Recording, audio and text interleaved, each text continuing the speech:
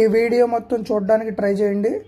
ఈ వీడియోలో ప్రశ్నలన్నీ level 5 NTPC CBT 2లో జరిగిన 2022 జూన్లో జరిగిన అఫీషియల్ పేపర్లోని ప్రశ్నలమ్మ.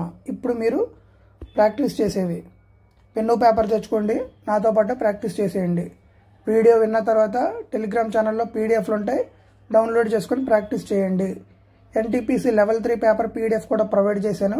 కింద టెలిగ్రామ్ గ్రూప్ లింక్ ఇస్తాను డిస్క్రిప్షన్లో. ఇంకా మొదలు పెడదాం.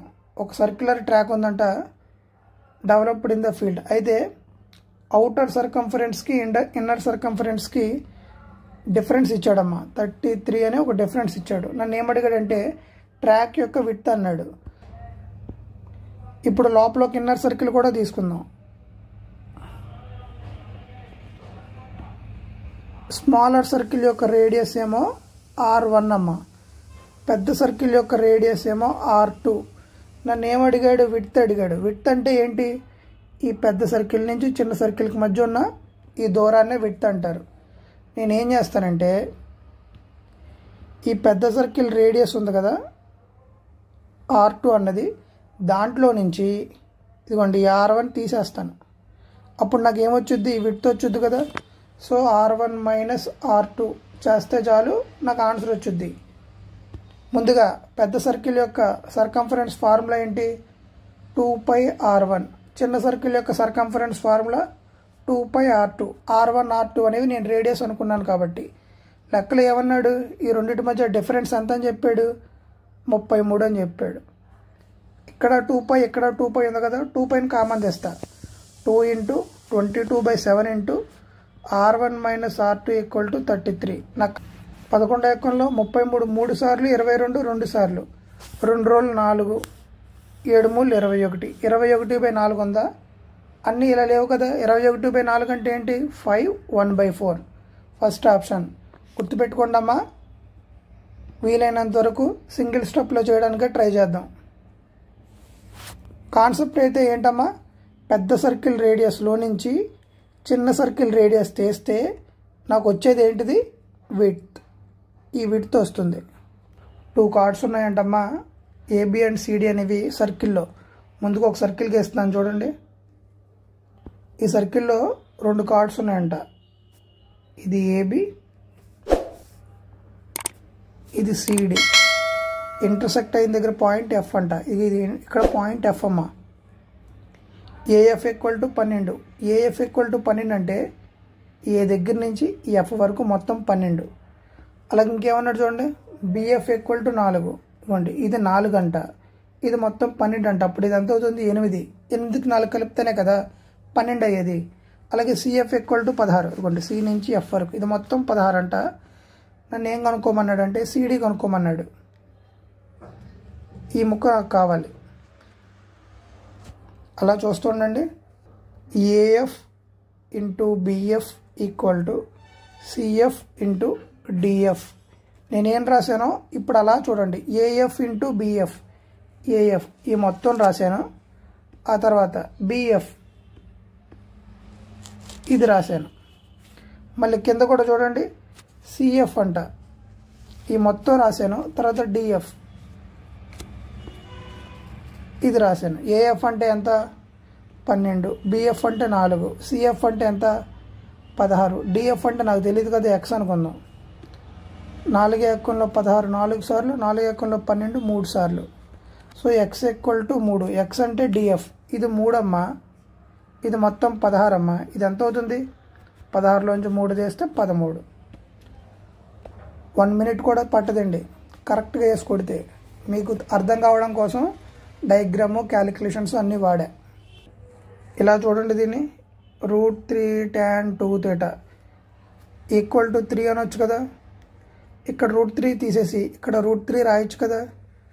ఈ మొత్తాన్ని √3 × √3 అంటే 3 కదా. కింద ఆల్రెడీ ఒక √3 ఉంది. √3 క్యాన్సిల్. tan 2θ = √3. ట్యాన్లో √3 అనేది ఎప్పుడు వస్తుంది? tan 60 degrees దగ్గర. 2θ అనేది 60 degrees అయితే కాదు. tan 2θ = tan 60 degrees. అప్పుడు 2θ = 60 degrees. 2 theta equal to 60 degrees అయితే theta ఈక్వల్ టు ఎంత 30 degrees. నన్ను అడిగింది ఏంటి tan theta. tan 30 ఎంత 1/√3. secant theta. secant 30 ఎంత 2/√3 మైనస్ sin 30 ఎంత 1/2. √3 ఇంటూ √3 3. 2/3 మైనస్ 1/2 ఎంత ఎల్సిఎం 6. ఇది కాదు ఇది కాదు, ఇది ఒక 4 ఇది ఒకటి అంటే 1/6. ఎక్కడుంది? ఇదే మన answer. The surface area of a sphere. Surface area of a sphere అని చదవగానే నోటుకు వచ్చేయాలి. ఫార్ములా ఏంటి 4πr². ఎంత అన్నాడు 61 600. 4 61లో 15 4 60, పక్కన ఒక 4 00. తర్వాత ఏమన్నాడు వాల్యూమ్ ఆఫ్ ది స్పియర్ కనుక్కోమన్నాడు. ఓకే చేద్దాం. అప్పుడు r² ఈక్వల్ టు ఈ పై ఇటు వస్తే ఏమవుతుంది 15400 ఇంటూ 7/22 కదా. 22 ఏడ్ల 154, 7 ఏడ్ల 49, ఒక 2 సున్నాలు ఉన్నాయి కదా 100. r² equal to 49 into 100. r equal to ఏమవుతుంది 49కి √7, 100కి √10, 70. వాల్యూమ్ ఆఫ్ ది స్పియర్ నన్ను అడిగాడు. వాల్యూమ్ ఆఫ్ ది స్పియర్ అంటే ఫార్ములా ఏంటి 4/3πr³. ఒకసారి ఆప్షన్స్ చూద్దామా.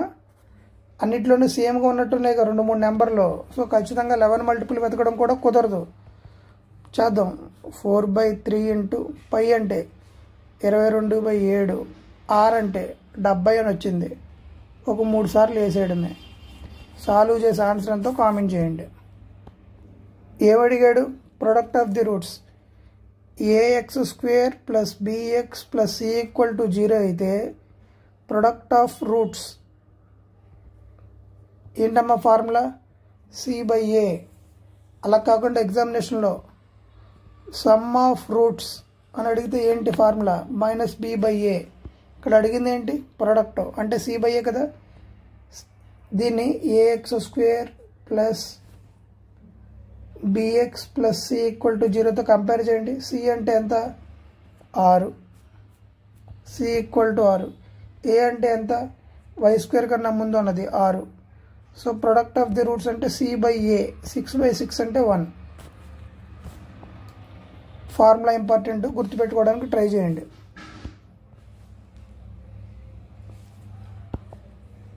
ఆరుగురు ఉన్నారంట. 2 4 6 సరిపోయారు.